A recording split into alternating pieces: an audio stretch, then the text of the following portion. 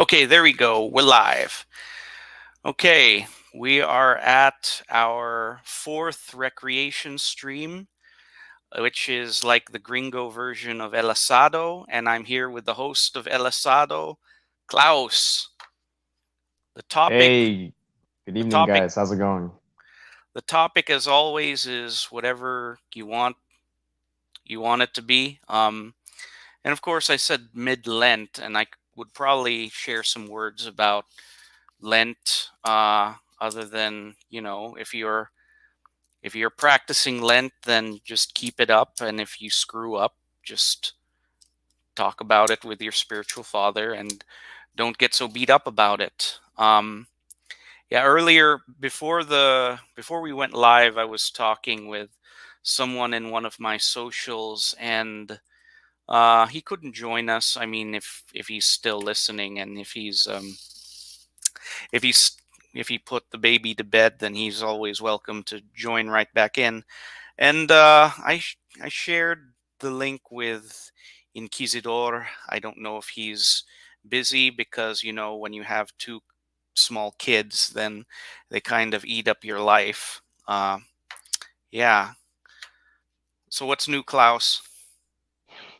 Yeah, definitely. And also the time zone difference definitely doesn't make things any easier, which is why I always kind of get a little annoyed when you West Coasters make streams because, I really want to be there the whole time, but sometimes you got to go to bed early and that type of thing. But, we usually push through. So what's been new with me? Just a lot of studying, just a lot of things that I've that I've kind of had to deal with on my plate. Nothing too major, nothing major at all. Actually, it's just I kind of I've kind of been realizing the meaning of the phrase "bite off more than you can chew" because I have definitely been experiencing a bit of that recently with studies and social media and being part of a group on campus and also shooting out some business ideas and some philanthropy ideas. I think I had a tweet somewhere on my account that said something like I have way too many friend groups both in real life and online, and it really sucks for me that I can't interact with them all the time on an equal footing. And I kind of was a little cheeky about it and says, "Is this what being micro famous feels like?" Not that it matters that people know me. I mean, I guess it's kind of fun, right? People, hey, all right, you're the Klaus guy from YouTube or Twitter, that type of thing. It's kind of interesting. But what the negative of that is that you don't really, if you're not good with time management, what's going to end up happening is that you're going to look like you are ignoring people sometimes, or that you only talk to them for like a favor or something like that. And I've kind of been feeling a lot of that lately. I mean, as a matter of fact, I haven't been able to upload much on my channel. First of all, because my computer broke down, so streaming via phone is has its limits. I can't share screens. So if there's anything relevant that I need to talk about that requires showing you guys a Twitter screenshot or anything like that or a video, it's basically not possible. But in addition to that, e-studies and this whole campus group thing has been eating me up, eating my time. I've been interacting with a couple of Hispanics on Twitter on my alternate account, and that also takes a lot of my time. And when you don't show up for people online, they get really annoyed with you. It's like, why are you ignoring us? And I just want to say, well, I'm not ignoring you guys. It's just I know I don't want to talk to you guys today, not because I don't like you guys or anything, but I just have like four other friend groups that I have to talk to. And that's the thing because for whatever reason, my friend groups are very, very segmented. So I have you guys, which I would consider the Hispanista cluster, and then there's this other Hispanic group on Twitter, which is not related to you guys at all because they're all Spanish speakers. It's on my alternate account, and they have this thing called Latinos Unidos, and they do miscellaneous themed spaces and karaoke spaces, and it's just really a time for what we in Spanish or what we in Colombia call recocha, which is just shooting the crap with your homies and just saying stupid jokes and things like that. And in addition to that, do I have another online group of friends? No, I think that's about it. And then in real life, I have like 3 or 4 friend groups. Few of them which interlink with each other, so you can't really plan like a big hanging out or anything because this group doesn't really know that group very well. And then there's friends back home in Colombia that I have to constantly keep up with, and so everything feels very overwhelming. And unfortunately, I'm a very terrible time manager. I put no effort into that, and this is entirely my fault. Every time I say I'm gonna start a schedule and be better at it, it just it just does not happen. So I don't know if you guys have any tips for that, or maybe I'm just talking crazy. I recommend prioritizing real life, real life people over online stuff. I mean, like the only, Cosign. yeah, the what do you call it? I mean, like the people I hang out with the most are like the people in my parish community.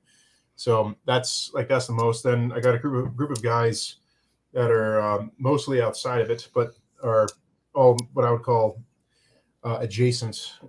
Guys I've known for a decade that I still hang out with. We all got married around the same time. All had our first kids around the same time.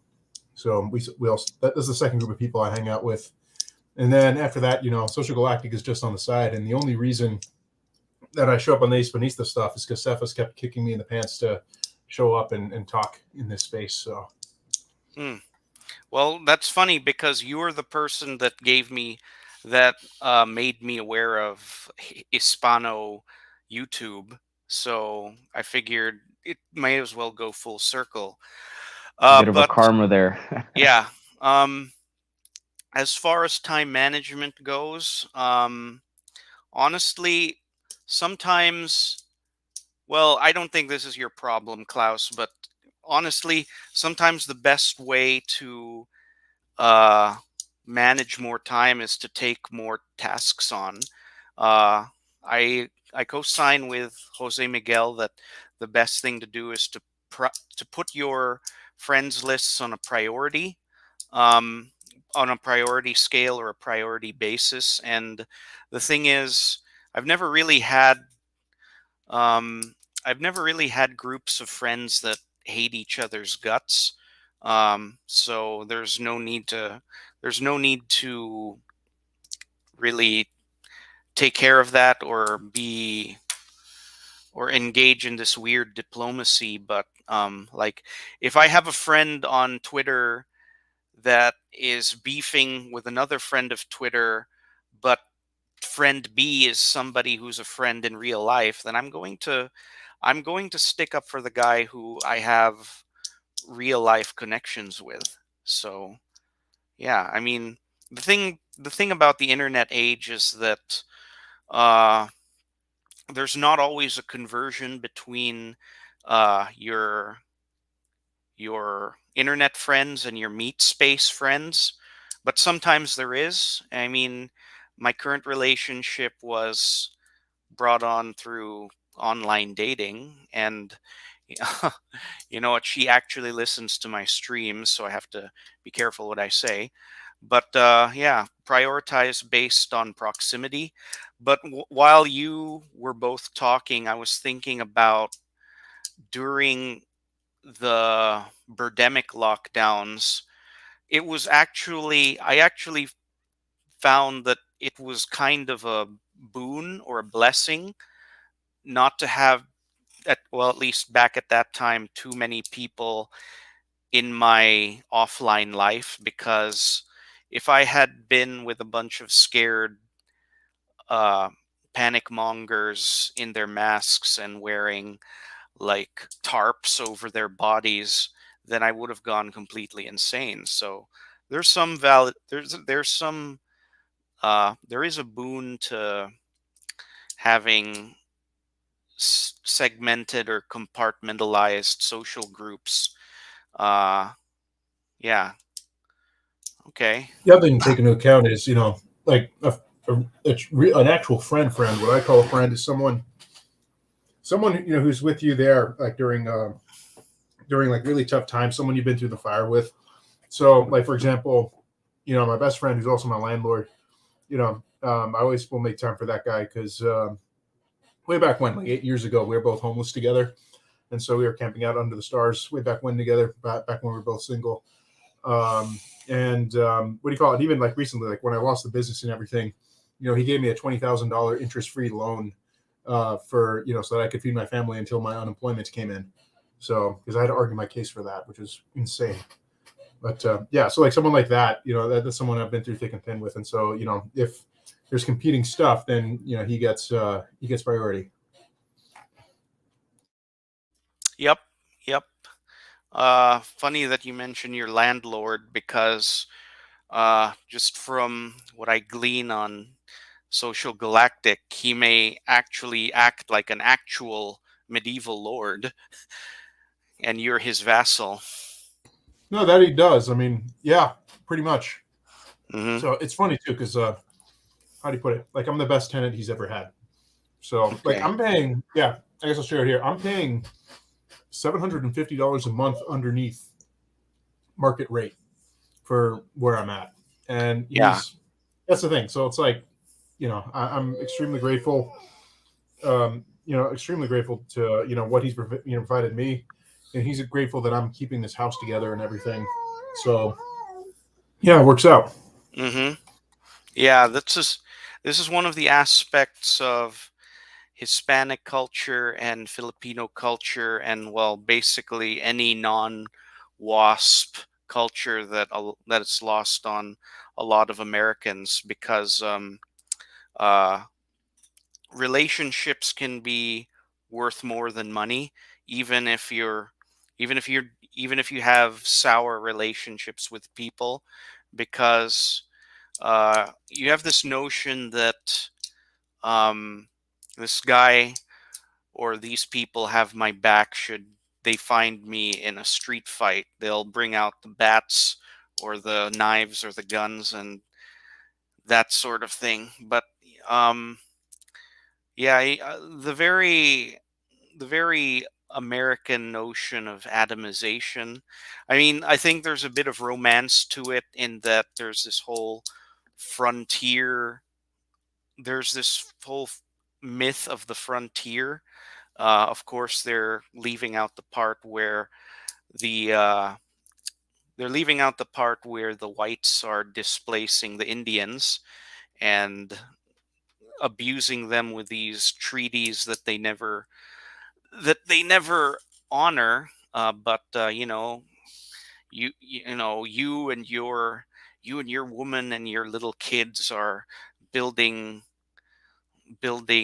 a legacy with a house made of sticks or sod or whatever you could just find. I think, I mean, the thing about a lot of that 19th century stuff was not only are they leaving out the unpleasant bits, but they're also leaving out the fact that it was very heavily supported by the federal government. So it's not like they were sure they were taking on risk, but they were not completely on their own. I mean, it's not like they were Leif Erikson and friends with just a boat and just a few provisions and that sort of thing. Definitely. And wait, give me a minute. Sure. There we go. So, very interesting thing that you mentioned about friendship, because, and I was told this by the internet, and I kind of believed it, but it didn't really apply to my life. But seeing it through other people, I have noticed that friendships become way more valuable as you age because you don't make friends as easily the older you get. Yes. If you think about it, because when you're a kid, when you're a teenager, even when you're a young adult, you have several social circles that you can kind of engage in and get friends out of. So when you're a kid, it's usually school. When you're an adult, it's college or your work. But the older you get, and once you hit retirement, those social circles pretty much disappear. Unless you have like a hobby that you can kind of join a group for, your opportunities to meet someone that's roughly about the same age as you, share similar worldviews that can kind of help you out, gets really, really, really limited. Especially because it may not be easy to trust someone who you just met at age 50 than it is at age 15 or 25. And I don't know if I read this somewhere or whatever, but I saw this somewhere that elderly Americans are kind of struggling with that. And I'm assuming it could either get worse in the sense that, this trend keeps perpetuating, that older people start having less friends and their friend group diminishes, and if they don't have kids, they don't have anything to supplant that with. Or it gets worse in the sense that all their friends are going to be online. So just imagine us 30, 40, 50 years from now, and assume that we don't have that many friends outside of the internet. Let's just assume that. Well, now most of our friends are online. Some of them who may be actually be anonymous and we don't know very well. Some of them may not be anonymous, but still they may live kind of far away. So now you have to spare the expense of meeting up with them who knows how many times a year. And there was also this super interesting thread that I read on Twitter. It was like a crypto guy, but it was really actually talking about how short life is. And he made a mathematical case for visiting your family as much as possible. Because he said something like, when you reach 25 or 30, you have already spent 99% of the time you will ever spend with your family. Now think about that. No, if you don't live near your parents or you don't live with your parents, if you're the stereotypical American or even Westerner, you leave your parents' house, you study, you work, and that type of thing. You start a family of your own. The typical arrangement is that you see your parents once or twice a year, Thanksgiving, maybe Christmas, and that's about it. You don't really visit your parents any more than that. And so, with that model in mind, he worked out mathematically that after a certain age, it was probably 25, it was probably 30, I don't remember. You have already spent 99% of all the time you will ever spend with your parents. And he even broke it down to basically saying, he basically said something like, if your dad dies in 10 years, that's 10 visits that you're ever going to get from your dad from this point on, if he dies 10 years from now. So just so it could, and that's how he wanted to put it. He didn't want to put it in terms of years. He wanted to put it in terms of actual time spent with your dad, not just how long is his life going to be from this day on. And that was super, like, that really gave me some existential vibes, because it kind of makes you think, especially because my dad lives very far away from me, other side of the world type of far.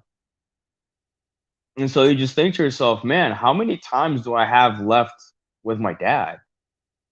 It could be 25, it could be 20, it could be 10, it could even get as low as 5 or even 1. Or maybe I've already spent all the times that I've ever had to spend with my dad. God forbid my dad dies tomorrow.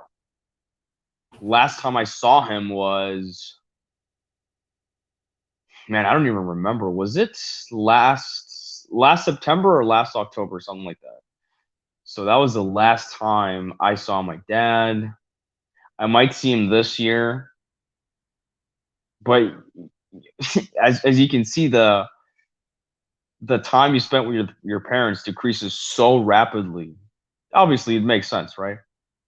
And so those can and you can apply this with friends too if you have distant friends. He appealed mostly to family, but he also made the case for friends too.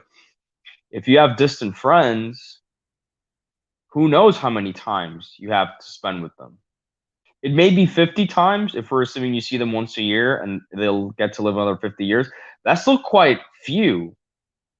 Assuming you met them in high school, well, you would meet every day because you go to the same school, you meet up during recess, and you go outside after school and you hang out there, right? So once you leave high school, you've already spent 99% of all the time you would ever spend with that friend. Whereas in a typical year, you would spend probably you would hang out with your friend 180 something times. It just drastically reduces to just once or twice, and that's even if you're so close as friends that you even see each other once a year. And There's a and clause so underneath it. I wanted to break back a little bit earlier where you talked about the elderly, the issue of elderly isolation. And the fundamental reason for that is you have the atomization of intergenerational community, or the atomization of extended families in general. So when the United States, it's a capitalist system. You have free movement of labor across the whole country. It's like every generation, 30% of the population moves and dies in a state other than the one that they're born in. So just using that, essentially within 4 generations, you've completely dissolved the extended family. And when you have that kind of level of atomization, community dies, and then you combine that with the sexual revolution, reduced birth rates, etc. Community dies even quicker, and that's how you get all these people who are wandering around completely atomized. There is no home base. People don't have a home base. People don't have extended families in general, and you can see the problem with like even here with the homeless community. I mean, yeah, you got a bunch who are on drugs or whatever, but there are also a lot of guys who are homeless because they have no extended family members who can take them in. It's and they have no network that can take them in. They have no one they can depend on. So someone, I remember, I think it was years ago, someone was talking about how like the homeless community around Central Texas, around Austin, they're very very few Hispanics among the homeless crowd, and it's because on average, your average Hispanic guy has a whole lot more of a intact network than your average white guy, your average black guy, and so he's got family that whose couch he can crash on, and of course he can then find work, and they can help him find work, etc. Be it over the table or under the table or what have you. So that's fundamentally why America. One of the fundamental reasons why America is dying, specifically dying alone, because their communities have been completely and totally dissolved. You know what? I live in a border city, and I think I would co-sign what you just. I keep saying co-sign. Wow, I would have to agree with what you say, Jose Miguel, because m- we have California is absolutely plagued with homeless right now, but I have to really rack my brain to think if any of the homeless that I've seen in the past 2 or 3 years was Hispanic. And I can't say yes because, like you said, um, the crew is out there to help each other out and work under the table. And you're more likely to see a poor Mexican um, just hang out at Home Depot for day labor than you are. I don't think. Yeah, I don't think I've ever seen a homeless Hispanic in San Diego, but homelessness. I've never been to TJ. Yeah, I've lived here for so long, and yet I've never crossed the border. But homelessness is a big problem in TJ, apparently, because a lot of these guys are from the South, and typically their story is they tried to make a life in America and they failed, and they don't have enough money to go back home. Um, so they, uh, And they got no family. yeah. No. They have family, but they're like in like Jalisco, Michoacan, Guanajuato. The South. Yeah. Um, and I mean, they have family, but they're too poor to travel back home, and their family is too poor to make give them the funds to get back home. But I read about this story in the context of, well, there was a there's a TJ philanthropist who was basically employing the homeless to uh, set up urban farms so that they can make themselves useful, and so they have a way of feeding themselves and being productive.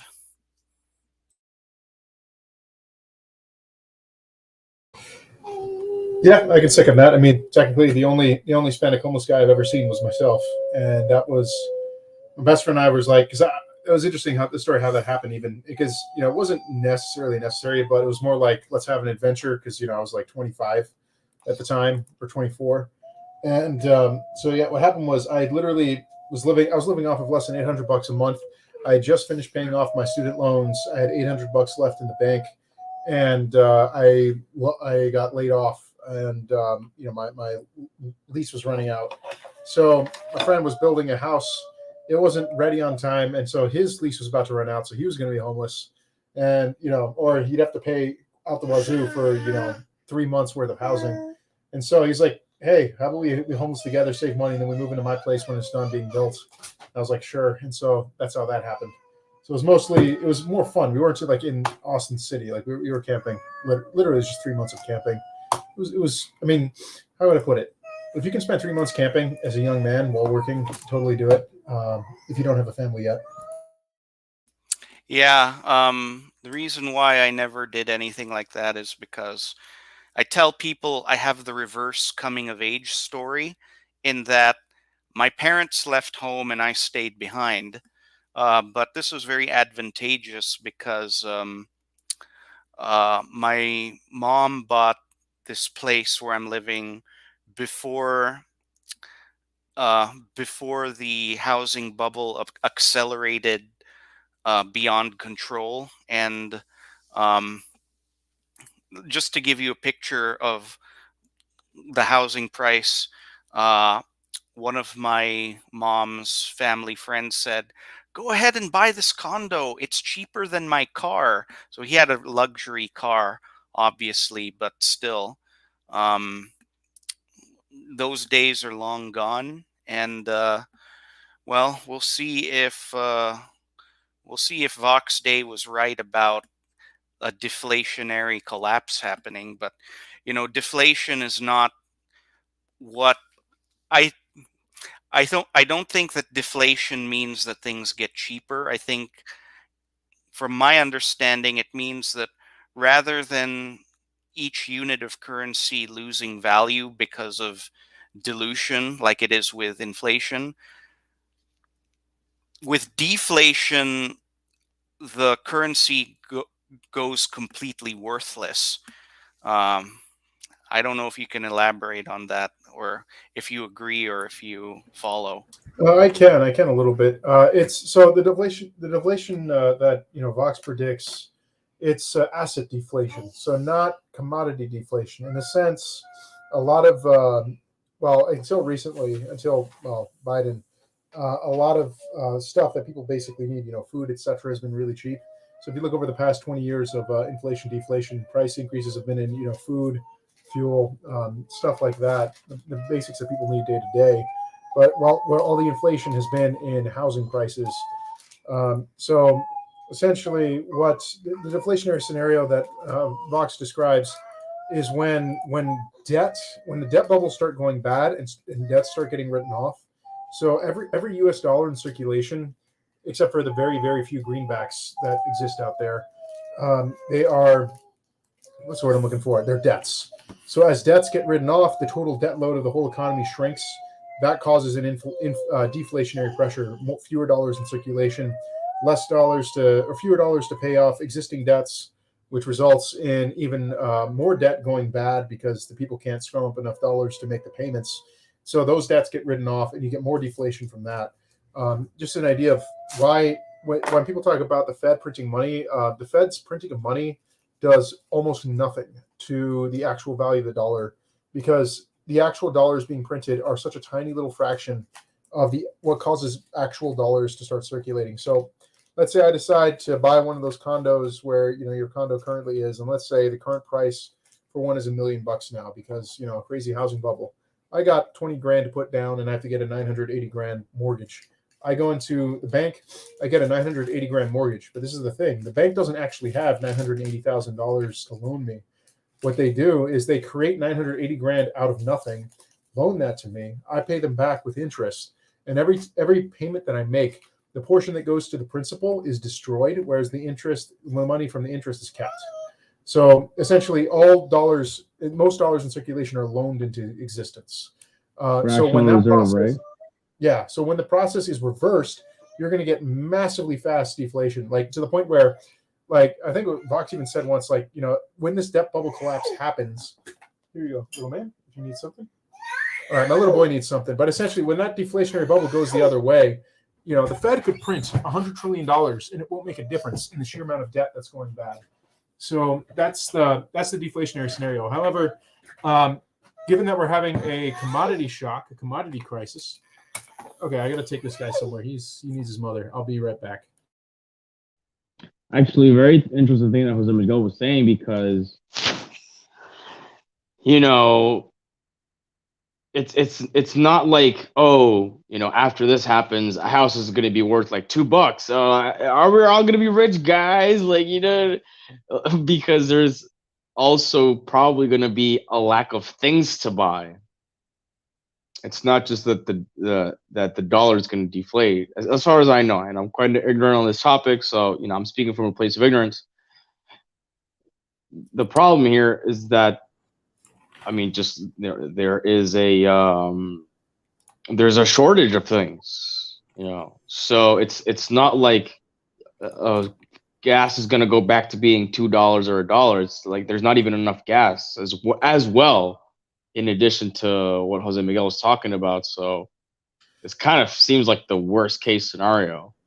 Yeah, it's a commodity shock on top of everything else. So with the commodity shock, essentially stuff that we need for daily living, food, fuel, all those, basic, clothing, etc. All those prices are going to go up, even as assets like houses, etc. go down. But that's going to create a lot of problems for a lot of people. Housing will get much more sticky because you're going to have a lot of people who are underwater.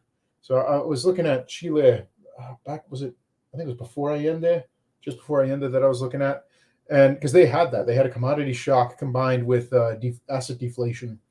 And essentially, so the cost of living for people skyrocketed, just to get their basics, food, etc. But housing collapsed by a third. So suddenly houses were super cheap.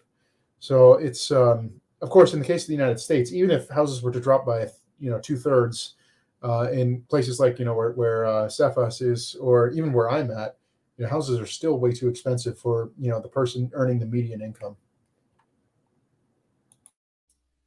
So yeah, and ultimately, there's a saying that Anne Barnhart said, which is that unless you can stand behind it or above it and guard it with an AK-40, well, I think she said an AR-15.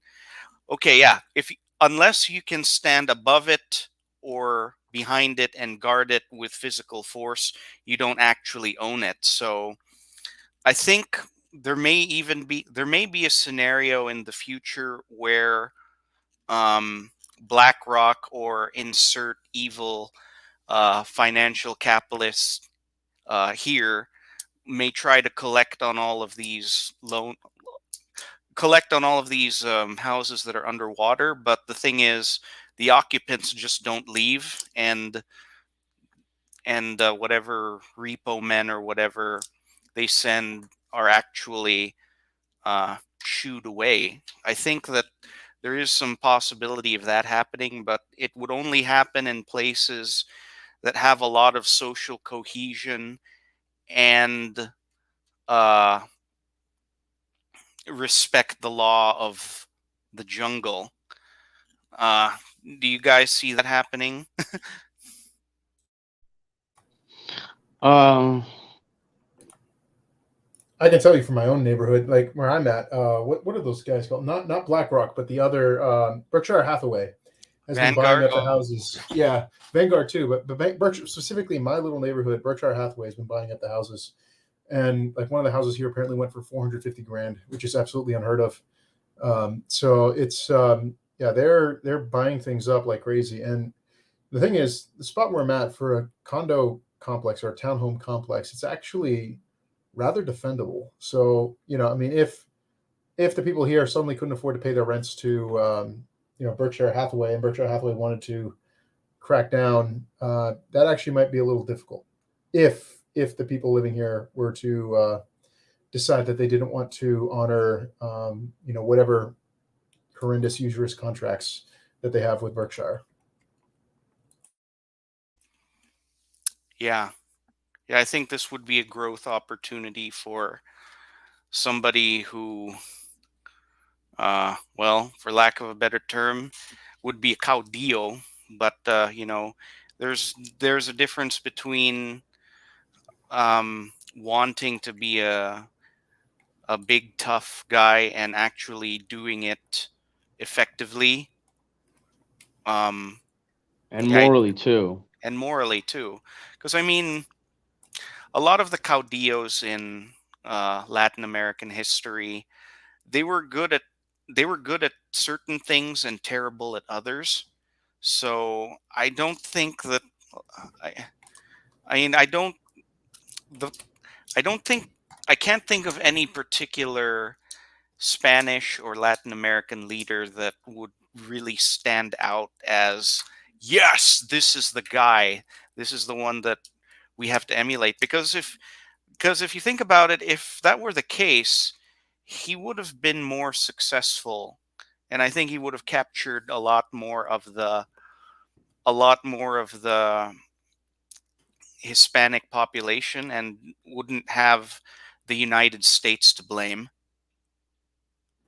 And that's kind of the problem, because either our politicians in Latin America, either they're very fiery and motivating but very dumb, or they're competent enough but just very bland and boring.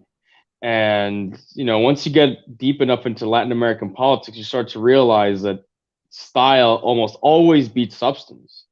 It could be due to a number of things. Lack of education among the general public is definitely one of them, and I've been keeping a somewhat close eye on the Colombian elections, and I can definitely confirm that the Colombian electorate is very ignorant on a number of things, which is, I mean, I wouldn't particularly mind if this wasn't a democracy, but it is, well, at least nominally.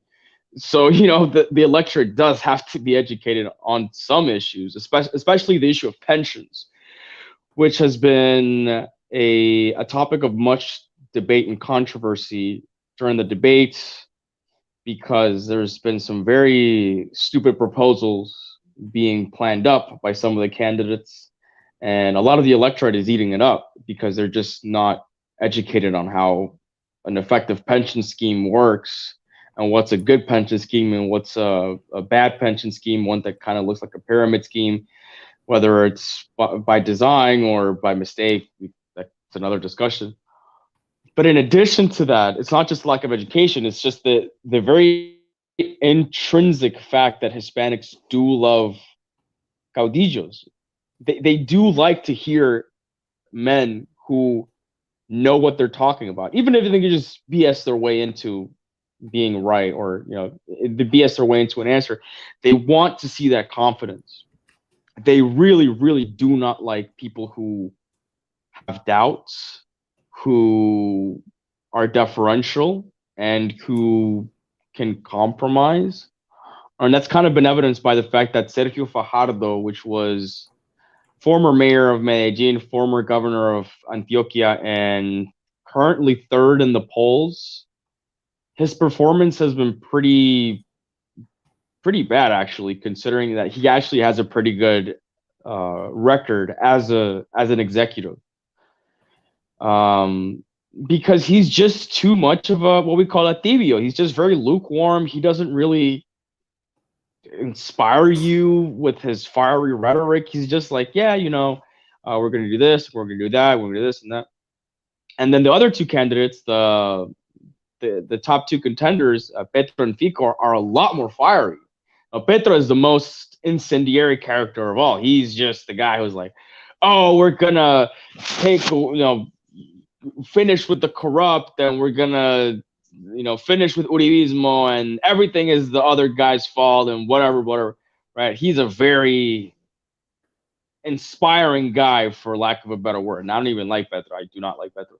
And then Fico is a little more calm, but he kind of does this little jujitsu thing with Petro, and he's like, well, you're a terrorist, and your mayorship of Bogota sucked, and but he does it in a more calm way, but he's still very accusatory, and he's still very much convinced of his answers. Even if he may be wrong, he'll still tell you an answer, as opposed to Fajardo, which is often prone to saying, I don't know, or I think this is the answer, but he doesn't say this is the answer. And Hispanics do not like doubt in their leaders. They sense that something that they're not up to the standard, at least from what I've noticed in this election cycle. Well, there's our hope is not in any kind of electoral politics. The fact is, an general electorate will never be educated on given issues. Like in the case, if you're looking at pension funds, then you need the people making decisions on that have to be able to do essentially actuarial math to truly understand how to run a proper pension fund. And only about 2% of the population are actually mentally capable of doing that kind of mathematics. So it's a dead end. And even if you're like just explaining simple concepts, kind of like I took a couple econ courses, and I was I also did engineering courses, etc. So it was interesting to me how you had these econ majors who are using these models, but they actually didn't understand the mathematics lying underneath it. And I was like there was two classes I remember taking. They were both master's level courses, and none of these people studying their masters understood the mathematics behind the models that they were using. And I was the only person in the class who did, and I was just an underclassman, undergraduate. So it's just that's the thing. Like it's electoral politics simply will never work. Humans are not designed that way, and that's just the reality of how humans are. And we were not made to be in a thing where we choose our leaders / change them up, every couple of years. In terms of the appeal to Cadillo, because Cadillo does appeal to a sense of, hey, this is where the buck stops. This is someone who's in charge, whose job it is to tackle problems, make decisions. The problem with Cadillo is it doesn't, Cadillo doesn't last through time. He's not a monarch. And that's the other part of it too. You look at all the Cadillos, except for the only one who really tried was, Franco. And, because you look at the history, you look at, medieval style rule, and it was always throne and altar.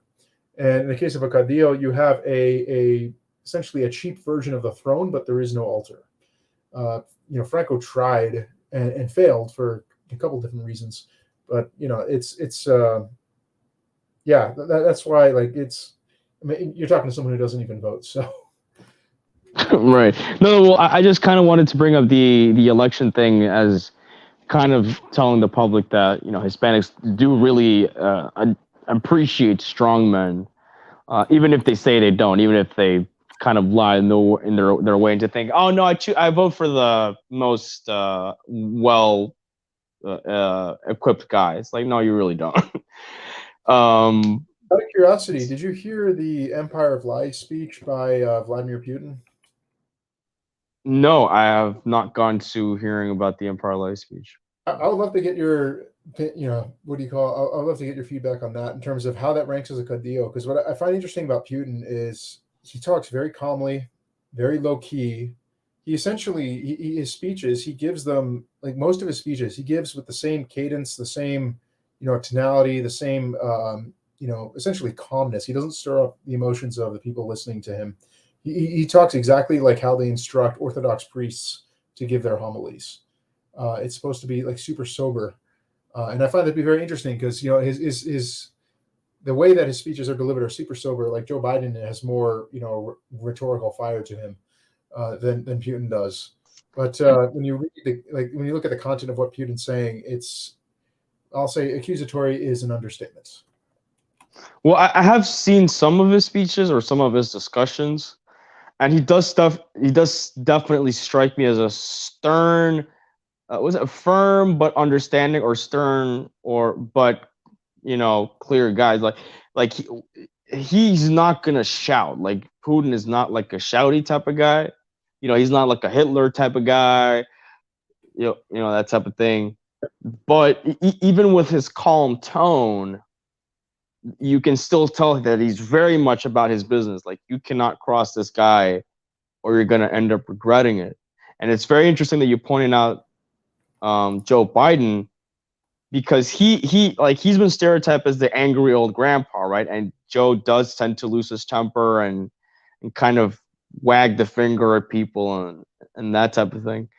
And so it's a very interesting, a different kind of caudillo who doesn't have to scream to get his point across. But but in a weird way, that actually gets the point across even further, because within that calmness, there is actually an implied sort of seriousness that's even more felt than if you just are being more explicit about it. So it's very interesting that, oh, there it is. Yeah, I know when I was hearing that speech. Yeah, I had to. I put my search for this in BitChute because I figured it wouldn't be on YouTube for obvious reasons. Correct. But yeah, I'm just going to mute you all briefly, and we'll see.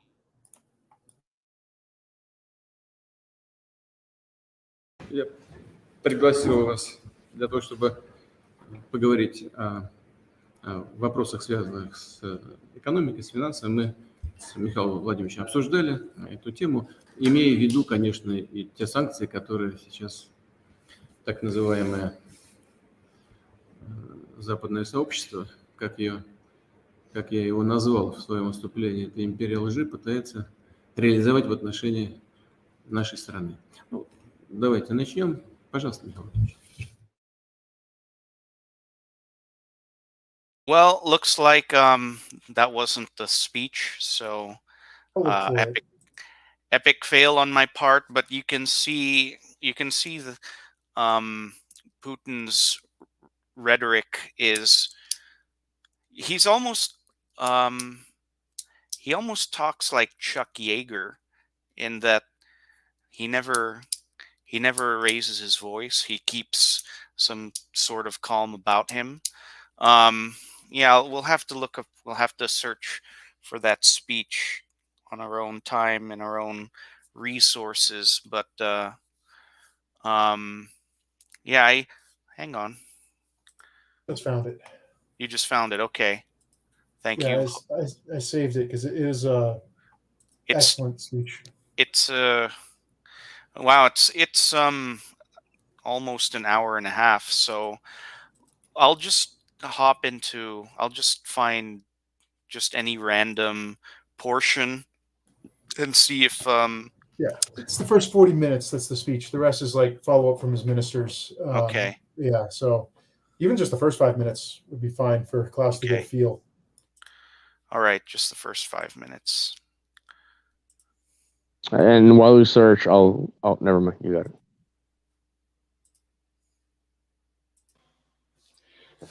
Мы встречаемся в сложное время, когда наши вооруженные силы проводят на Украине и на Донбассе специальную военную операцию.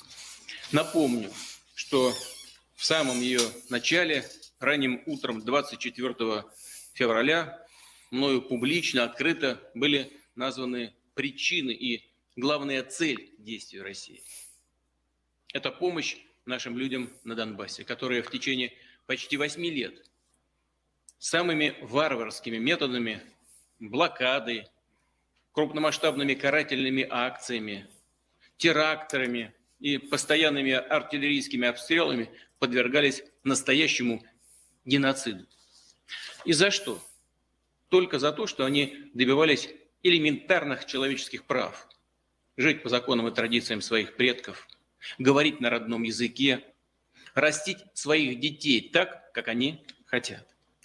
You're При getting этом audio? киевские власти не просто игнорировали, Yes. блокировали на протяжении всех этих лет реализацию Минского комплекса мер по мирному урегулированию кризиса, но в конце прошлого года и вовсе публично отказались от его исполнения. Приступили они и к практической реализации планов по вступлению в НАТО. Более того, прозвучали и заявления киевских властей о намерении создать теперь уже и собственное ядерное оружие и средства его доставки. Это была реальная угроза. Уже в обозримом будущем при зарубежном техническом содействии пронацистский режим в Киеве мог получить в свои руки оружие массового уничтожения. И целью для него, конечно, была бы Россия. На Украине действовала и сеть из десятков лабораторий, где под руководством и при финансовой поддержке Пентагона проводились военно-биологические программы, в том числе эксперименты с образцами коронавируса, сибирской язвы, холеры, африканской чумы свиней и других смертоносных заболеваний. Следы этих секретных программ сейчас усиленно пытаются замести. Но у нас есть все основания полагать, что в непосредственной близости от России на территории Украины, по сути, создавались компоненты биологического оружия. Наши неоднократные предупреждения о том, что подобное развитие событий несет прямую угрозу безопасности России, были отвергнуты Украиной, их покровителями из США и НАТО. Причем с показным и циничным пренебрежением. Таким образом, все дипломатические возможности были полностью исчерпаны. Нам просто не оставили никаких вариантов мирным путем решить проблемы, возникающие не по нашей вине. И в этой связи мы были просто вынуждены начать специальную военную операцию. Появление российских войск под Киевом и у других городов Украины связано не с намерением оккупировать эту страну. У нас нет такой цели. И об этом мною тоже было прямо сказано в обращении 24 февраля. Что касается тактики боевых действий, которая была выработана Министерством обороны России и нашим генеральным штабом, то она полностью себя оправдала. И наши парни, солдаты и офицеры проявляют мужество и героизм, делают все, что от них зависит, чтобы избежать потерь среди мирного населения украинских городов. Хочу сказать об этом впервые в самом начале операции на Донбассе. Киевским властям по разным каналам с целью избежать бессмысленного кровопролития было предложено не вступать в боевые действия, а просто вывести свои войска из Донбасса. Не захотели. Ну что же, это их решение. Осознание того, что происходит в реальной обстановке на земле, придет неизбежно. Операция развивается успешно, в строгом соответствии с заранее утвержденными планами. Отмечу, что Украина, поощряемая Соединенными Штатами и рядом западных стран, целенаправленно готовилась к силовому сценарию, к кровавой бойне и этническим чисткам на Донбассе. Массированное наступление на Донбасс, а затем на Крым, было только вопросом времени. И наши вооруженные силы сорвали эти планы. В Киеве не только готовились к войне, к агрессии против России, против Донбасса. Они ее вели. Не прекращались попытки организовать в Крыму диверсии и террористическое подполье. Все последние годы продолжались боевые действия на Донбассе, обстрелы мирных населенных пунктов. За это время погибло почти 14 тысяч мирных граждан, среди них дети. 14 марта по центру Донецка, как вы знаете, был нанесен ракетный удар. Это был откровенный кровавый теракт, который унес жизни больше 20 человек. И такие обстрелы продолжаются все последние дни. Бьют без разбора, по площадям, с фанатизмом и остервенением обреченных. Это как фашисты, которые в последние дни Третьего Рейха пытались утащить с собой в могилу как можно больше невинных жертв.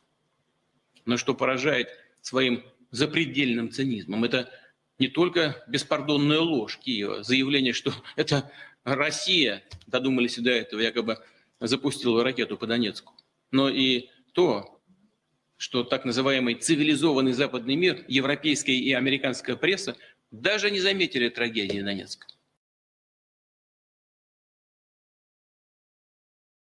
Okay, so well, that was 6 minutes, not 5, but yeah, I've been hesitant to chime in on the Russia-Ukraine thing because uh, honestly, not my circus, not my monkeys, and I understand why.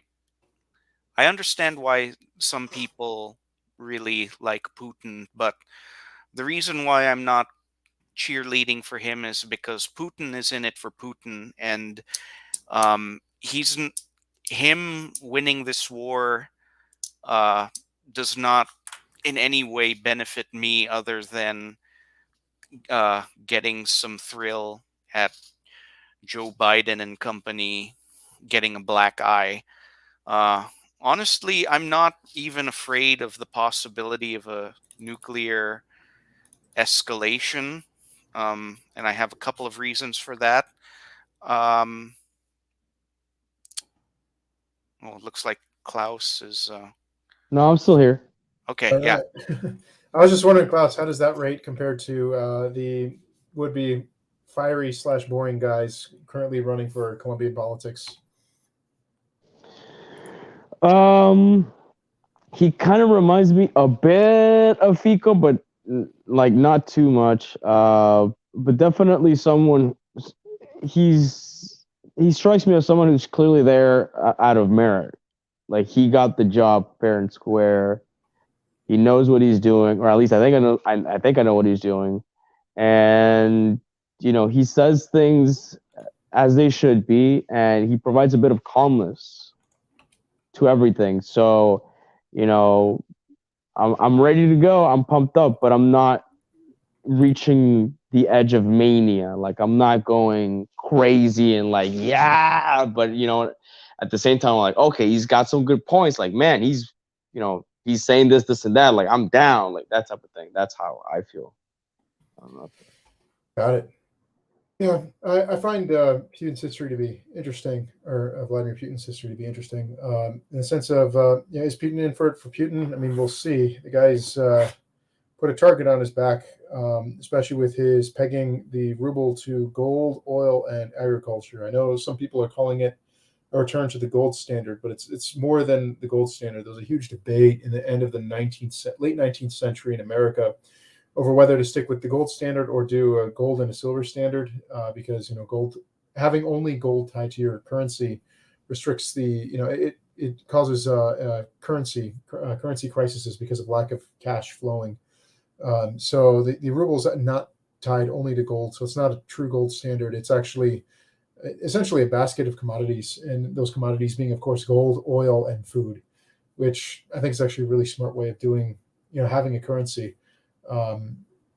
So it's not restricted just by gold supply, and it's literally tied to energy and food, which are things that people need to live. I'm kind of a fan of that, but just by doing that, by creating a currency that's not usurious, the last two people who tried to do that, the United States killed, one of whom was sodomized to death with a bayonet. So the U.S. will stop at nothing for regime change in Russia, and they will speed up their plan. I actually studied this in university because they had us wargaming this as students, but different strategies to break up Russia into a minimum 5 states. Like I remember one strategy that stood out, or one scenario that was being played out that I remember distinctly, is essentially the spinning off of getting Russia's autonomous republics to rebel, kind of like Chechnya did, under Yeltsin. Spin those off, and then the remaining, the oblasts that are Russian, to break them up into 5 pieces, in order to have governments that the U.S. can keep, quote unquote, friendly, essentially, install people, in order to do 2 things. One, the official stated reasons were 2. There's also an unstated 3rd reason. The official reasons given, that in terms of target goals, number 1 goal was to remove a geopolitical threat to it's American hegemony. And the second is to secure all the natural resources in Siberia, because Russia is more resource rich than America. And America is, the second most resource rich, contiguous political territory in the world. So the third unstated reason, which is started getting stated under Trump's administration, actually, by Mike Pompeo, is the breaking the back of the Orthodox Church. Kind of like, if you read Time Life by John Courtney Murray, if I remember his name right, that he documents the American infiltration of the Vatican. They also tried to infiltrate the Orthodox Church at the same time. They only really succeeded in gaining grounds within specifically the Greeks, among the Greeks, or the Greek church structure in Constantinople. Outside of that, they've completely failed. And so the strategy shifted from subversion to, okay, let's destroy it. So this has been the geopolitical goals of the United States for 2 decades. In terms of Putin's history, Putin was put into power with the United States blessing, because Yeltsin was a puppet of the U.S. The United States was plundering Russia in the 90s. That actually played a role in why the United States had a surplus instead of a deficit in the 90s, because they were literally eating the seed corn of all the industry of the former USSR. And that's why Russia was so, broke and suffered so tremendously in the 90s. The sheer levels of corruption, etc., poverty, drug abuse, etc. So the reason why the people of Russia are so loyal to Putin is because most of the population that are alive, they remember the 90s. They know exactly how things were before Putin. When he came to power because Yeltsin was so incompetent. They were just looking for someone who was competent, who was quiet, who was a nobody, that they could put into power, who'd be easily controlled, and the decision was Putin. And that's how he came to power, because he was just a guy who was essentially silent but competent in what he did. So, and of course, he, in a sense, outsmarted the American handlers. The American lady who is essentially was in charge of monitoring all the puppets in Eastern Europe was Victoria Nuland. And for at least the first 6, 7, 8 years, America thought that Putin was controllable. And at least by the time I was in college, definitely by 2011, that was when they realized, wait a second, Putin isn't controllable, because he started breaking the backs of the oligarchs in Russia after the end of the first Chechen war, second Chechen war. So, and that was the other part too. That's a thing that most people in the West aren't aware of. The Chechens, or the Chechen rebels, were funded through the Saudi Arabia and the CIA. It was a prototype to try to break off the autonomous republics within Russia.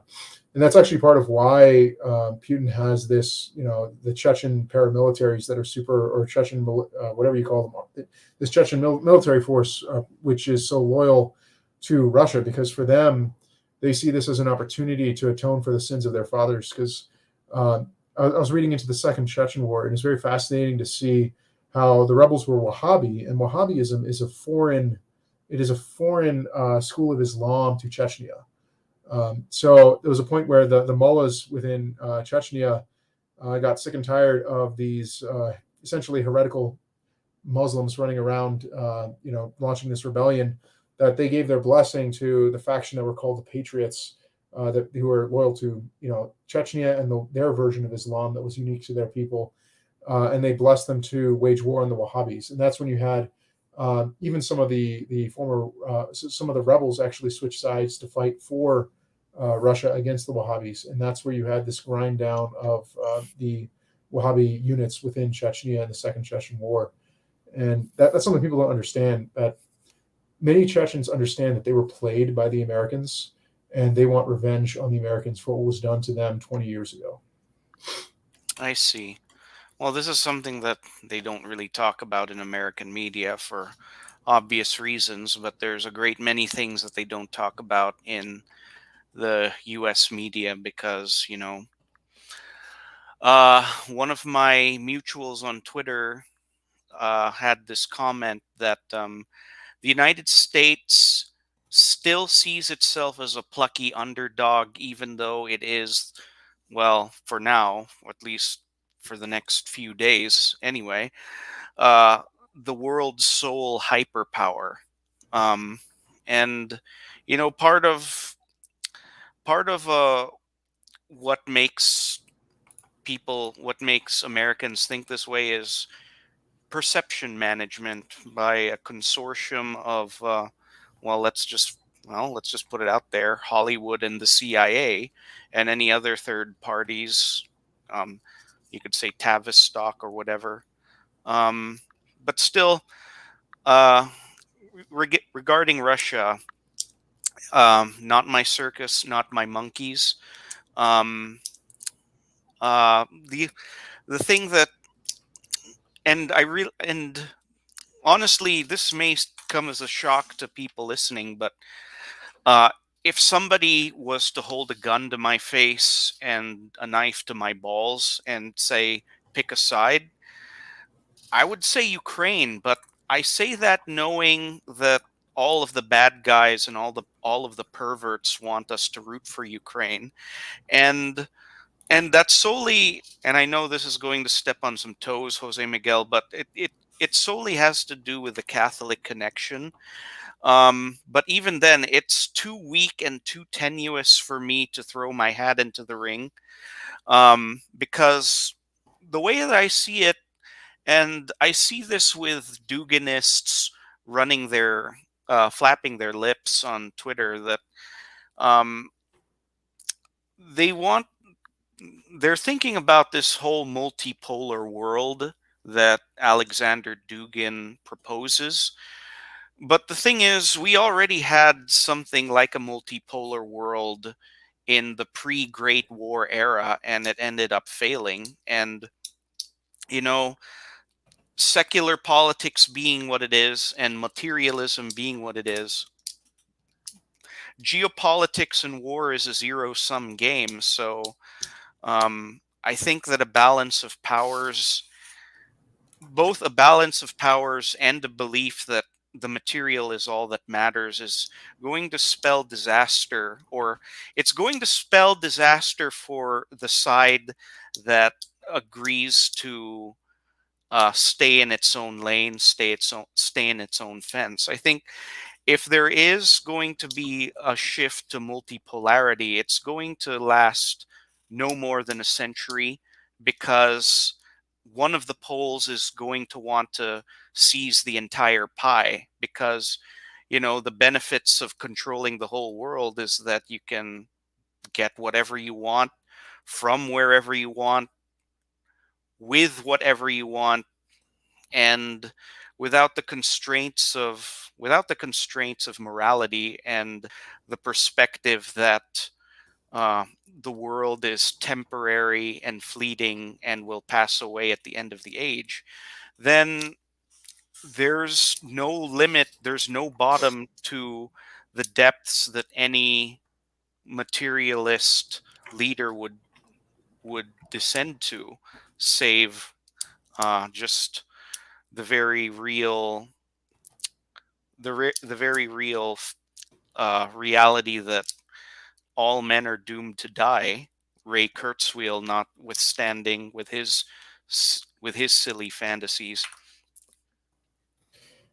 Yeah, I mean, you already know I'm going to side with Russia in this regard, and it's mainly the religious reasons. I don't care about the geopolitical. I don't care about the whole balance of power stuff. And the thing is, when you take into account Dugin, like no one really, like, Dugin is not the thinker that people think he is. He's not the the brain guy for Putin.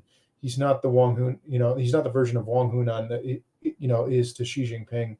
So it's what do you call it? My interest is the thing that I'm praying for. It's for the persecution of the Ukrainian Orthodox Church to end. The current regime in Ukraine has been martyred clergy. So that's something I've been praying for a while. Like even in within my parish, Ukrainians and Russians alike. I know there's Serbs and all those who are not Serbs or not not Slavs have been praying for that. So I'm guided a little bit by, was it St. John or St. Joseph of Odessa? He's a Ukrainian saint out of Odessa. He was a monastic guy, but he actually had said back in 2012 that the crisis in Ukraine, because of the sin of abortion, that as well as this, in the case of Ukraine, the sin of human trafficking, that the situation would be resolved. God permitted the situation, or would permit the situation to be resolved via a military conflict. So it's I use that as my main guiding post, in terms of what I think is going to happen, more so than even my training in international relations and political science. Um, yeah, so I mean that's my more or less my position on it. My interest is more how is this going to affect the canonical church? What will be the power of the schismatic church that the CIA set up after if the Ukrainian regime collapses? That is something that I'm interested in. Honestly, to answer your question, I just let them kill me or cut my balls or whatever you said, because honestly, I've heard so many arguments from both sides, and the problem is that I don't have a dog in this fight. I don't want the Ukrainian people to suffer, but at the same time, I'm not willing to pay. I don't know, this may sound selfish, but I'm not willing to pay $1 more at the gas station just to stick it to the Russians. I mean, Russia has nothing to do with me. I guess Right, in an indirect sense, maybe they are aligned with Venezuela and they do help out, and that does kind of affect me personally. But even then, it's kind of like I don't know, man. Like I really don't know. Yeah. Well, I would say that one of the problems of, let's just call it the region, uh, the region east of Germany and west of Muscovy, is that because there aren't very many natural borders, that part of the world has been plagued with constant territorial changes and shifts. Okay, let's just call it the German Muscovite Ottoman or Balkan triangle. There's been so many wars and shifts in powers, and I mean at at different parts in history, like parts of Ukraine used to belong to the Holy Roman, well, the Austrian Empire, and so on and so forth. So it's like, in a sense, the people are kind of used to it. I mean, if we were to tell all of the Western Ukrainians, "Hey, you're Polish now," they would they would it would suck. They would hate it, but I think there's actually enough of their people within Poland and maybe even within Germany that they would kind of find their way around. Um, but yeah, I really don't have a dog in this fight either. And the thing about gas prices and commodity prices, generally speaking, these were things that were already in play months to maybe even a year before the war started. But the the Russians are basically being used as a scapegoat for those problems. I mean, um, there's the supply chain issues, there's the delivery issues, and I think there's even a deliberate uh, information.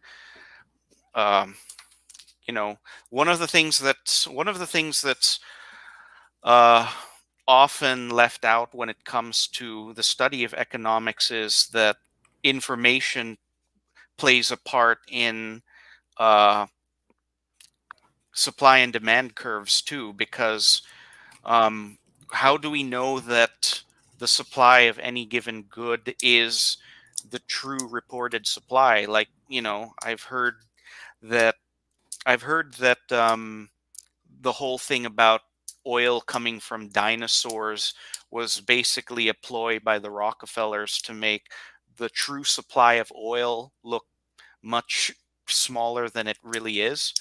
But yeah, sorry, I'm rambling right now. A lot of people did that.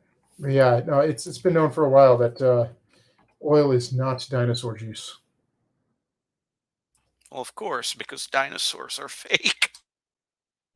Yo, I just wanted to clarify that the extra money at the pump thing, that was more rhetorical than anything. But I'm sure there has to be some effect of the sanctions on fuel prices, even if it's a couple like 5 or 10 cents. That still kind of adds up, and Right. I Well, think the more effect is graft in the United States. So people talk about the U.S. so less corrupt than Latin America. That's why the U.S. is so much richer. So this is coming from people I know in Beaumont, and there's a very very strong rumors running around. So one thing I did confirm. So the embargo on Russian oil, the administration took the teeth out of it because they had a couple options to prevent gas from going to $10 a gallon. One, get Iran to give us oil or sell us oil. Two, get Venezuela to sell us oil. Or three, what do you call it?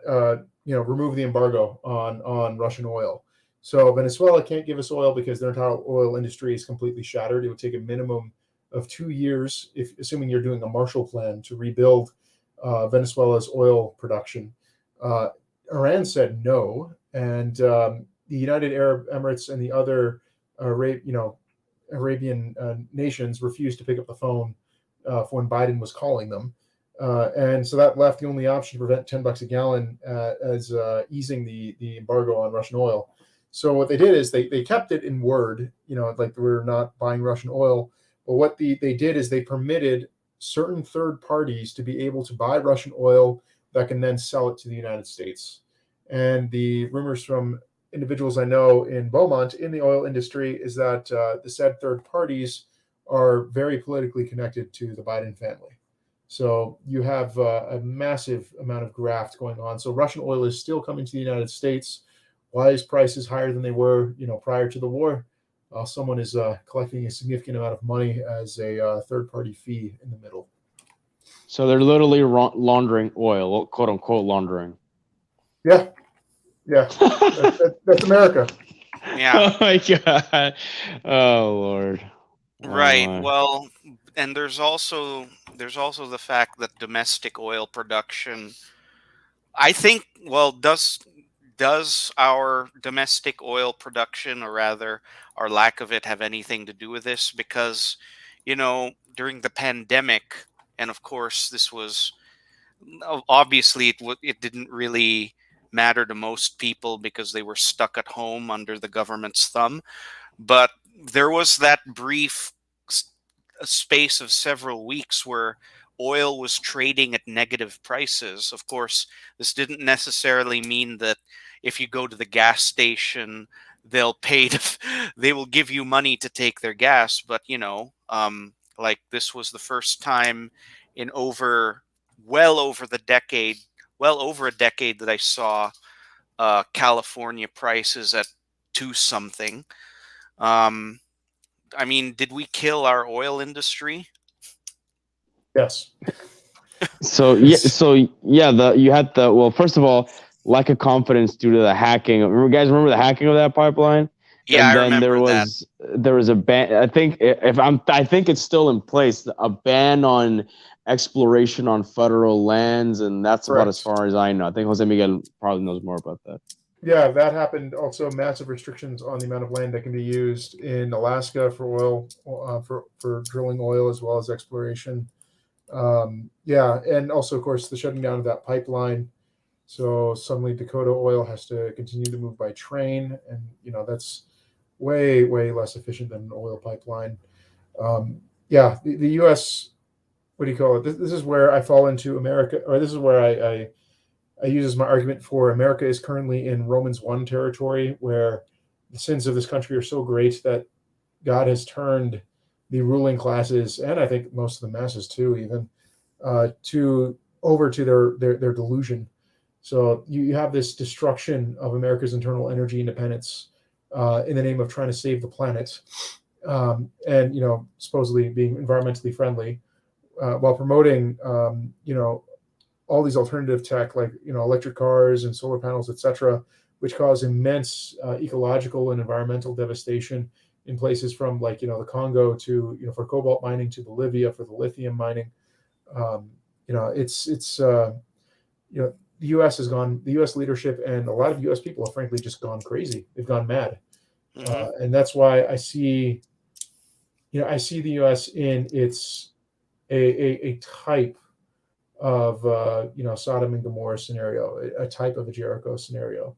You know what? I there was something that you were talking about regarding Putin and current day Russia, is that the most benign point of view that I would have regarding Russia and the war is that they could be like a modern day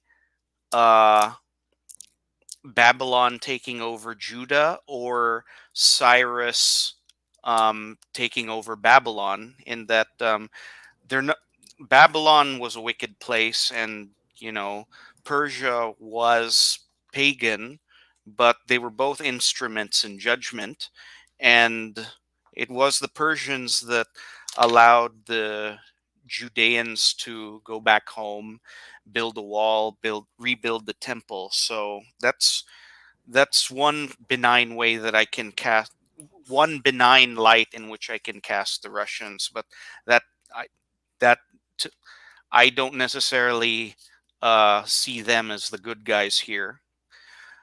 You were saying, Jose Miguel, continue. Yeah, I guess just to go step back a bit, because that's what I spoke about oil, about talking about adjusting to suffering.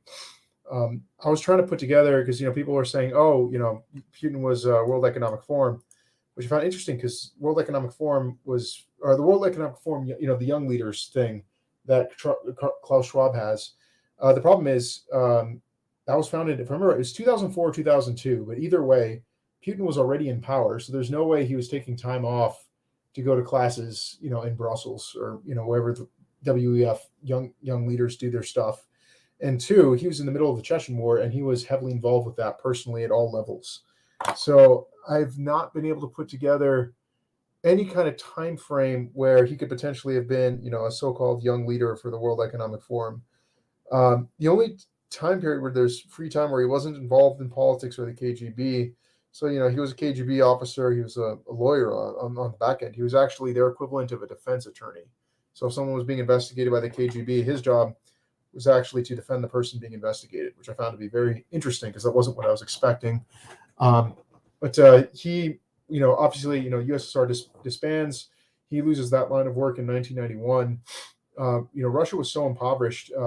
Putin actually spent about 4 or 5 years homesteading to grow food to feed his own family. So the guy actually did taste poverty, which I find to be very interesting as well. During the early 90s, he re-entered Russian politics in 1996.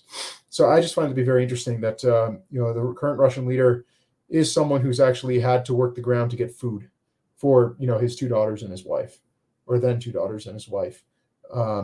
The U.S. has no leader. The West has no leader who's been in a similar situation. Yeah, they're all pretty much Ivy League, Atlantis Council types. Which the thing is that Russia has a good chance of winning this. I thought they weren't going to be able to do it, because the what I heard is that, well, the theory that I heard is that Russia had to end this invasion quickly, otherwise it was going to go badly for them in the economic sense. But they managed to kind of, and Putin is a judo guy, so this is kind of interesting how he did a little bit of geopolitical judo on the West, especially on the ruble thing. Now, as far as my limited knowledge of economics goes, that's a gamble that can they can very well pay off. But it also depends on, will Western Europe take that deal? And pragmatically, you would, because if you don't, then you're going to have an energy crisis that can topple a leader in like a month, and Europeans, surprisingly so, they are actually very protest friendly, and the COVID situation proved me wrong on that. Europeans actually do care, about stuff sometimes. They're not just completely docile. So, but then again, Europeans are very much pro-Ukraine. So I'm not sure what's going to win out over here. Is it going to be the sense that Ukraine is the last stand against something that they despise, which is Putin and the Russian system, or will the hunger overtake that? And it could go either way, but since Europeans have been kind of spoiled for some time, I think the hunger might set in and overtake that sort of pan-European unity that they've experiencing. I don't know what you guys think about that. Well, the Europeans have been de facto vassals of the American Empire for over half a century now. I think one of the leaders in the West that was the most aware of the threat that Americanism would pose for the continent was Charles de Gaulle. And of course, we all know Franco tread a very careful line dealing with America and the West, generally speaking. I mean, yeah, that's just all I have to say. The European Union are basically de facto proxies of the United States because of NATO, and also mostly because of NATO. But the thing is, there's that guy Eric Zemmour, who's Yes. a candidate in France. He said there's really no reason NATO should exist, because the threat that NATO was trying to counter was the Soviet Union and the Warsaw Pact. And with both of those gone, then instead of two defense pacts opposing each other, there's only one quote unquote defense pact, which has to keep throwing up tales of Russian boogeyman stuff to keep itself. Well, Cephas, let me do a devil's advocate here and tell you what the other side would say to that.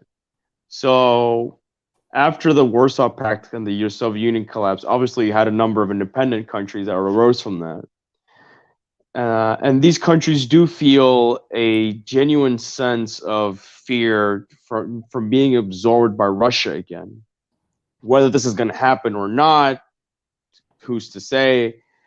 But that's kind of what's been justifying this further eastward creep of NATO. It's not so much that some of these countries are being bought out or forced to, or in a sneaky way kind of being convinced into joining Russia. It's more like they actually just want to join on their own accord, because they kind of fear the power that Russia has, and just being able to overwhelm them and at a political level. They can just kind of get a Putin-friendly guy in there, and that country becomes a satellite state of Russia, and they don't want to do that. They explicitly became independent because of that. They wanted to be independent from Russia on a number of levels. And so that's kind of the arguments that I've heard from the other side. It's not that NATO has been closing in on Russia. It's that Russia wants to expand, and these countries don't want to be expanded upon. And so that's why they're calling out for NATO to kind of help them balance that out. But the bigger question here is, should the U.S. even care? Because the big reason why the Cold War was fought, it was because of an ideological dispute between two systems. When the system of communism fell with the Soviet Union, in a way, who really does care what happens to the Baltic states? And we can have sympathies if Russian expansionism ends up making these satellite states of Russia, or maybe even actually literally absorbing them into the Russian Federation. That might have some casualties, and and some not good moments. That's understandable. But if Russia commits some atrocities, well, other countries are committing atrocities too. China with the Uyghurs, the UAE and Saudi Arabia with the Yemenis, and just Saudi Arabia in general, and Israel, and so obviously there's a hypocrisy angle to it here, because I saw this alternate history hub video about what if Russia joined NATO, and there was a couple of hypothetical scenarios, and one of the scenarios was just let Russia take over Europe, or at least the eastern part of Europe, because as long as it's not an ideological communist takeover, if it's just, okay, Russia is doing their own thing, but they're not communists, like whatever, right? It's their natural sphere of influence. Just let them be. As long as they don't mess with the US or its interests elsewhere, we're good to go. But the problem is, no, the US is just too damn greedy. They have to control the whole world. It has to be the entire world, right? Yeah, I think when you were cutting out because of connection issues, I was talking about how a world scenario where there would be multiple poles would never exist if the leading world ideology is based on materialism and implicit or functional atheism. It's that if the material is all that really matters, then the person who wins in the world is the one who is the country that wins in the world is the country that is most able to control the material. And so it's always going to be a zero-sum game, and it will always be somebody has to conquer the whole world. And I hope that somebody is me, because if it's not me, then somebody is going to be calling the shots. So you have to be, you have to fight hard, and you have to fight dirty. And if you use any sort of morality, then it has to be purely just rhetorical and just to get people on your side. It's not something that you actually believe in. It's just something that you use to curry favor. So yeah, the problem with materialism is that if materialism is all that matters, then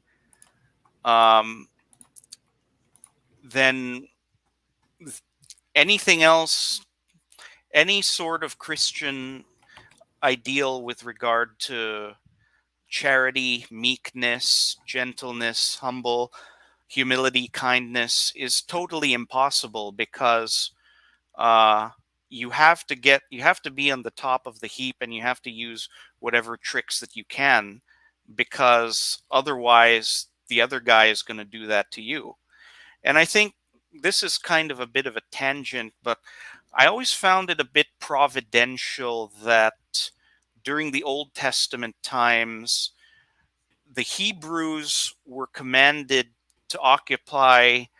Oh boy, Klaus is cutting in and out again. Yep. No, I'm still here. Yeah. I don't understand. No, I can hear you. Yeah. All right. I always found it interesting that the Promised Land is a tiny strip of very strategically insignificant land. I mean, I guess it is strategic in that it connects the landmass of it's the crossroads of three continents: Europe, Africa, and Asia. But otherwise, it doesn't have the vast resources of Assyria, Babylon, or Egypt. But God put his people there by works of miracles and wonders. And all he said, and one of them, all that God said to the Hebrews was, just remain faithful to me. Don't worry about the bad guys to the north, and don't trust too much in the strength of the south, because I am the one true God, and I will get you out of it. I will get you out of anything. Just trust in me, no matter how bad things are.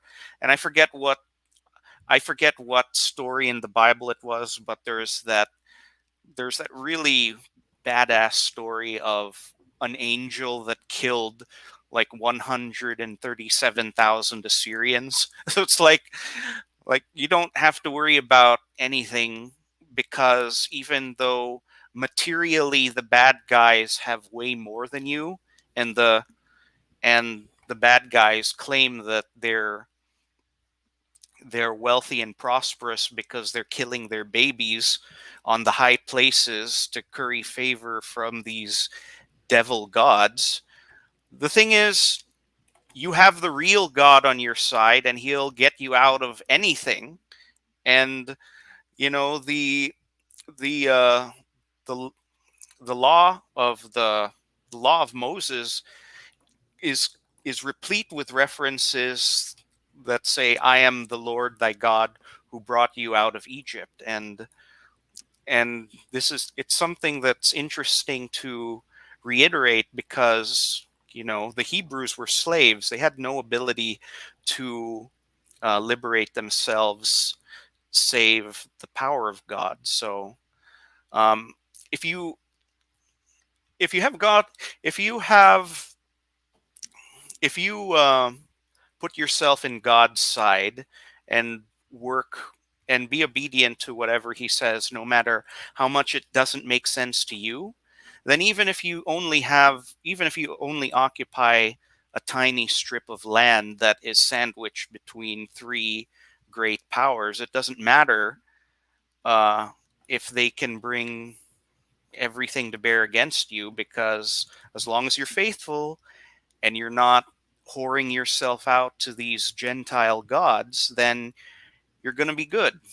But once you turn to materialism, which is one of the many forms of modern day paganism, then you lose God's favor, because you have no faith, and you can't love God if you have no faith in God. And so you only have the strength of your arm, and if your arm is weak, then you're going to get killed. I'll say materialism is even worse than paganism, because paganism at least still had the concept of the transcendent. There's a reason why you had Aristotle and Plato's schools of philosophy, that those arose in paganism, and there were attempts to give an account of how does the transcendent, how does the immaterial work in relation to the material world, and all of that is lost with modern materialism. I guess to go back to what Klaus had said, with also the story it was Elisha. It was Elisha who he opened the eyes of his servant. I forget the name of his servant. It began with a G, but because he was like, "What are we going to do? We got all these Assyrians around us." And then Elisha is just like, "All right, God, please just open my servant's eyes, because the guy's so stupid and can't see around him." He opens his eyes, and then he sees the army of the Lord. Might be mixing it with another, but I know that's one of them where a bunch of Assyrians got killed. Back to what Klaus said. So the thing is, the problem with the argument you gave or put forth is Putin has had the opportunity, or Russia has had the opportunity under Putin to expand, to annex, and they've refused every opportunity. They had the opportunity to take all of Georgia, and they refused it. They had the opportunity to actually annex parts of a whole lot of Ukraine in 2014, when Crimea decided to join up with Russia in the aftermath of the Euromaidan revolution, where the U.S. installed Poroshenko. Ukraine actually didn't have a military for a certain period of time, a functional military. He could have walked through the whole country, and he didn't. What I found really amazing is 40% of Ukraine's navy, when that coup happened and the U.S.-backed Poroshenko was installed, 40% of Ukraine's navy defected to the Russians. So just to put it, they also had, I got numbers for their navy. I didn't get numbers for their army defections, but there was also a lot of Ukrainians who had defected to Russia in 2014. So so he's had the opportunity to expand, and he hasn't taken it. So Russia's goal isn't, they're not, what do you call it? Yeah, it isn't expansion. And in terms of NATO, are the countries themselves wanting to expand? Yes and no, in the sense that the United States plays on the fears of Russia, or fears of what the USSR, the scars of what the USSR did, in order to get the population to want to, be vassal states of the United States. The thing is, ruling people by fear that way is only going to last so long. And it'll be very interesting when the EU has its first deep freeze next winter, because they will not have heat. Already, Germany and Italy are deindustrializing. About 70% of their industry is going to go like completely dead offline. It's going to be fascinating to see. But Western Europe, as a satrapy of the United States, or satrapies, plural, of the United States, they're going to go from being first world countries to third world countries to undeveloped nations in just a year, which is something that we've seen countries decay quickly, like Argentina, for example, decayed from being what one would call a first world nation to a third world nation over 10 years. But no one's ever seen a place deindustrialize that quickly in the span of a year because of just lack of gas, lack of coal, lack of power. And that to me is a fascinating, quote unquote, natural experiment that I look forward to seeing, since, the Germans and the Italians have 100% volunteered for this kind of experiment. Especially the Germans. Exactly. I'm sure you've seen the clip with the guys laughing and Trump was telling them, and they did not heed the warning. But I just wanted to clarify that expansion doesn't necessarily have to mean territorial integration. I mean, we can look at Ukraine, right? So the U.S. wants to increase its influence in Ukraine, and so they want to put a pro-American guy in, and Russia wants, Ukraine to be more on their side, so they're going to try to push a pro-Russian guy in. It doesn't have to be, they have to literally make Crimea, Ukraine part of Russia. They'd probably prefer if the countries that bordered them had Russia-friendly administrations. And again, that doesn't have to be a nefarious thing, but if they resist, that can be a little bloody, kind of like how it was in the Cold War. Well, I'll use the Georgian War as an example. So, like, even in the Georgian War, it's interesting. So the Georgian government are still puppets of the United States, but in that conflict, Putin's goal in terms of regime change was simply, what he settled for was getting rid of the Soros candidate. So the guy who was then the president of Georgia was handpicked by George Soros, and his resignation, him pulling out, that was part of the deal for the peace treaty with Georgia. And so that guy is actually living in Lynchburg, Virginia. So, in some mansion. So, because, he's a Soros puppet, and the American. It had to be Virginia, didn't it? Yeah, exactly. So that's where that guy's living. And of course, in the case of Zelensky, if he fails the way that America wants him to fail, he's going to live in his $35 million mansion in Florida. So that's the thing. So it's, and the other part too is, so in terms of direct occupation, that was never on the cards. That was never going to happen. I know we played only a little bit of the Empire of Lies speech, but you also have the February 24 speech. And, the thing is, the Russians have been saying from the beginning, they have no intention of occupying. And every single, military strategist, military historian I've listened to, I've said, yeah, they're not going to be occupying. And the reason is they literally do not have the capability to occupy Ukraine, let alone, adding the Baltic states and Poland. So right. And I mean, they have a 20-year history lesson in watching the Americans try to occupy Iraq and Afghanistan. And they said, nope, not going to happen. Sorry. Exactly. And they have their own history to show how to do integration. So, I know, so this goes back to what Cephas was talking about in terms of materialism.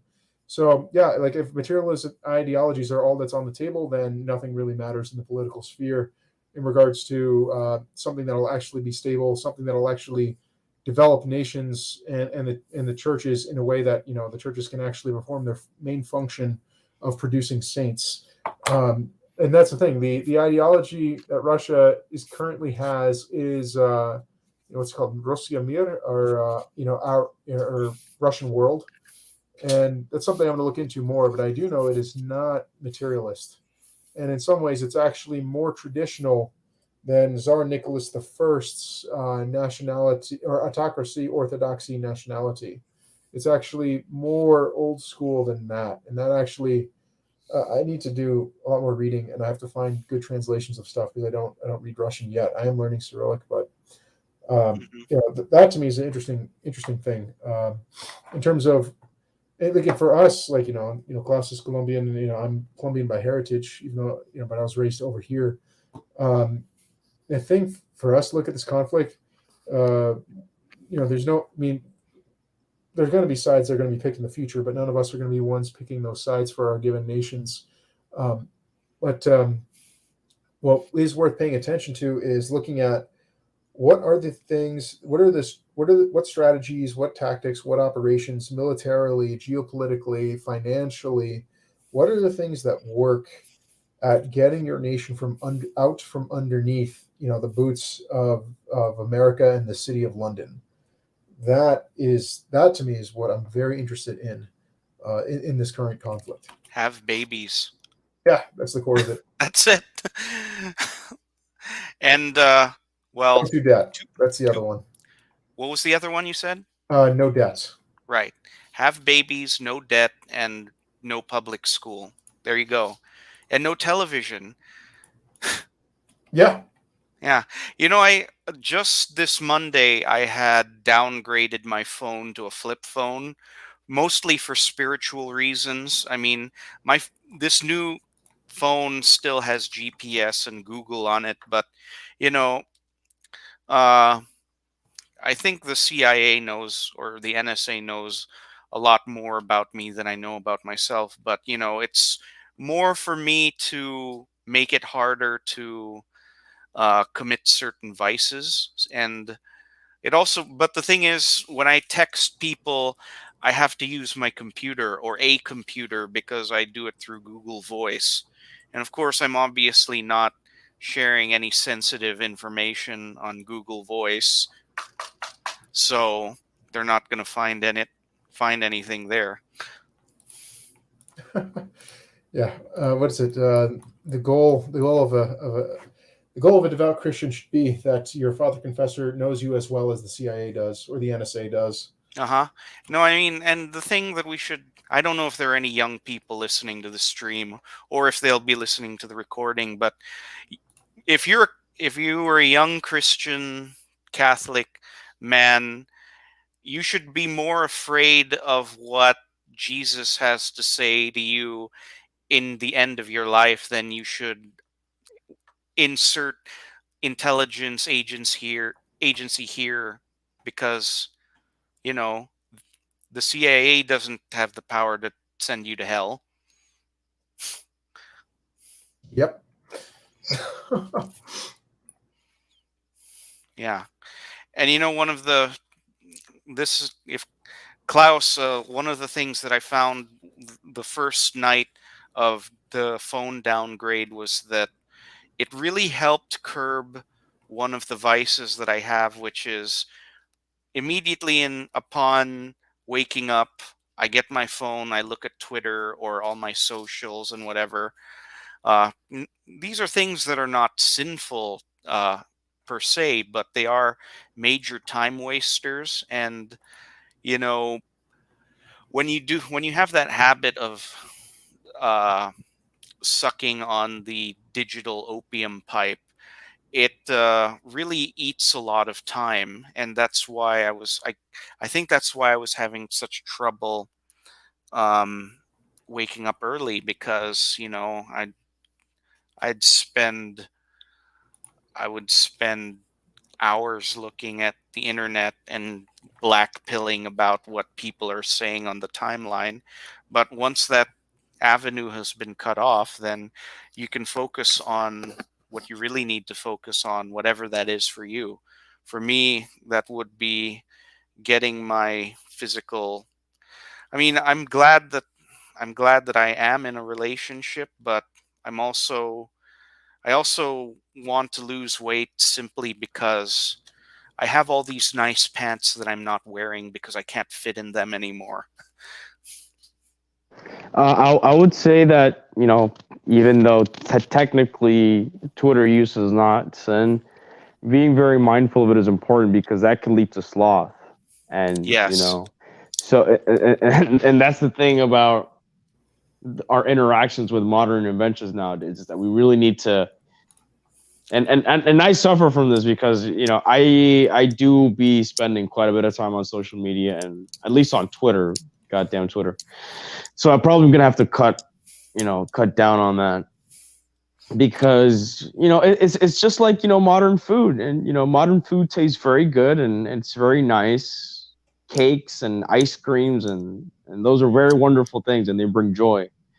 But just like internet use, too much of desserts, that it's gluttony, because you're not eating to nourish yourself. You're eating because it gives you pleasure, and that's definitely something that we should avoid, like this pleasure for pleasure's sake type of thing. That's the real pandemic, the pleasure for pleasure's sake addiction. And I've certainly fallen victim to it, mostly with the food stuff, really. Thankfully, I've never really been much of a drinker. Just living in the Middle East will do that to you. You kind of tend to find ways to entertain yourself that don't involve alcohol. But there's also other addictions. YouTube addiction, video game addiction, porn addiction, Twitter addiction. Mm-hmm. So it's really important. I don't know how we're going to let the kids know that pleasure for pleasure's sake is not a good thing, because these kids live their lives entirely around pleasure for pleasure's sake. Like there's not even an end goal to them. It's just, oh, I like getting high because I like getting high. Like they can't even like BS their way around like an excuse, like, oh, I'm depressed, or oh, it's just like, oh, I just like getting high. Like, okay, like that's what you do. That's about raising kids from the beginning to pursue holiness. But yeah, in terms of like all the stuff that I've talked about, this past stream, like it isn't, I literally avoid all news media. I mean, there are certain blogs I pay attention to. Obviously, Vox Day's blog is one, but I try to limit it where it's like I have certain, let's say, 15, 20 half-hour period where I read, I read the stuff where, there's actually going to be meat. But most of the reading I do is, books. Like, for example, like when I was talking about the Chechen War, it's because, I bought a book by an American, no, actually not American, he's Welsh, a Welsh military historian guy who was documenting, essentially the Russian military from the revolution through up until about 2017.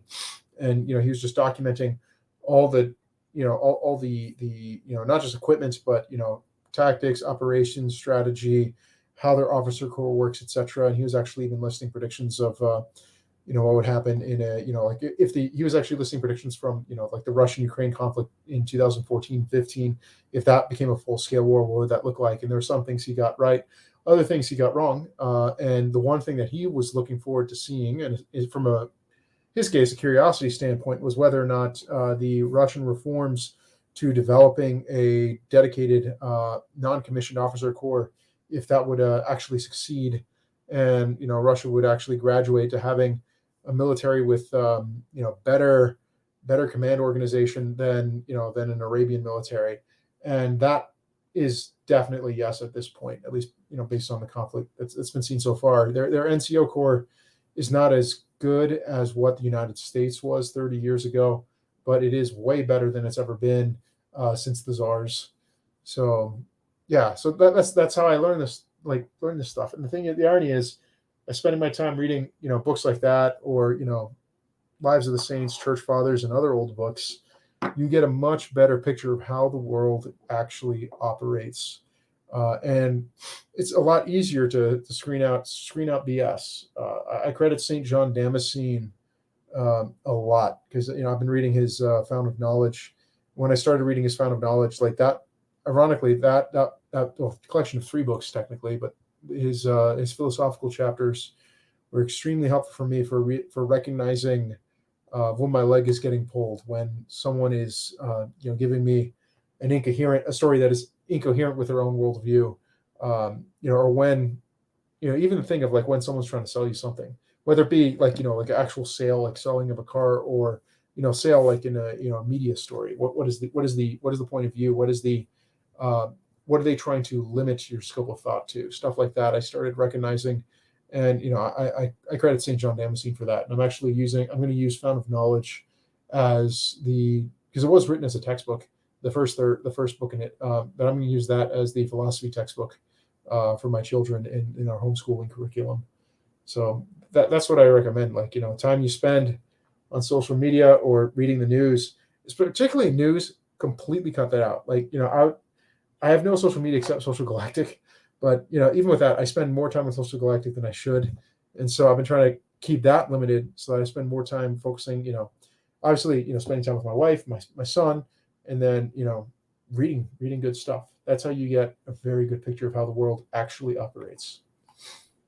You know what though, Jose Miguel? Like, social media really is what you make of it, And thankfully, I've kind of segmented my social media to where like I have a fun side where I could just like talk the most stupid nonsense, but then there's also serious environments like this one, and the thing is that, again, as we said, social media can be addictive, but man, this technology is just so amazing because these type of conversations you would just never be able to have. Maybe with your friends, but that depends entirely on whether your group of friends even is intellectually minded. And back then, like maybe the 80s, can you really talk like very deeply with your colleagues like this? Because not everyone was that interested, or they didn't have the resources, or there was no internet as we know it today. And so that's kind of the dilemma that I do have. It's even when you're spending time on things like YouTube, which can become an issue, there's still something that's must be constructive that you get out of this, or that people are getting out of this conversation. Yeah. This double-edged sword type of thing. Yeah. And, I've been kind of scarce with my streams because, number one, I don't have that big of an audience. And number two, I have to be mindful about the time that it is cutting into uh, um, into conversation with and interaction with my girlfriend, because she lives a 3.5 hour drive away, and yes, we still, even with the horrific gas prices, we still make the effort to visit each other. But like the point you made, Klaus, at the very beginning of the stream, is that as you get older, your contacts with the most important people in your life diminish because of distance. Yeah, actually, I don't have a really great way of dropping off a good dropping off point for the stream. So I think we'll just adjourn it right here because it's getting really late for you, Klaus, and kind of late for you, Jose. Sure.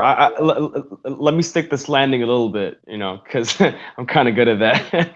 So no, definitely we can round this off by saying, well, guys, our time is up because some of us do need to spend more time with our loved ones, because we need to take advantage of that 1% of time that we have left with our family and loved ones. And as great as it is for you guys to listen to us, do also remember that if you're in your 20s, you've already spent most of your time with your close ones. So the few couple of visits that you already do have, make the most out of them. You can listen to this later. You always got time to listen to this later, yeah, listen to this on your walk. Oh, and I'm gonna be in Miami next week, so I don't know that I have time to interact with any of my mutuals in Miami, because literally by the time I touch down in the airport, my work day begins 2 hours after that. And my last day at work, I'm taking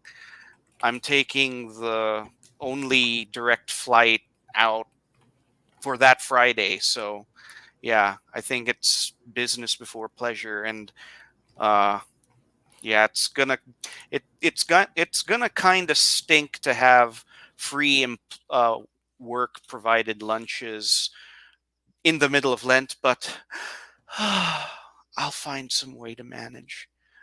Anyway, it was a pleasure having you both. So I'll end this broadcast right here. Thanks for hosting, and you guys have a good one. Take care. You Sure. too.